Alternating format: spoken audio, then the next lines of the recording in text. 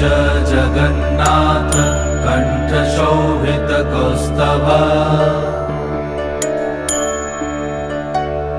Padmanabha Vedgarbh चन्द्रसूर्यविलकरा Jagannath Loknath नीलाद्रीश परहरि दीनबन्धुर्दया Sindhu Kripalu जनरक्षक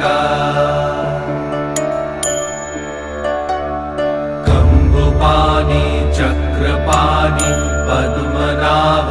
Narottam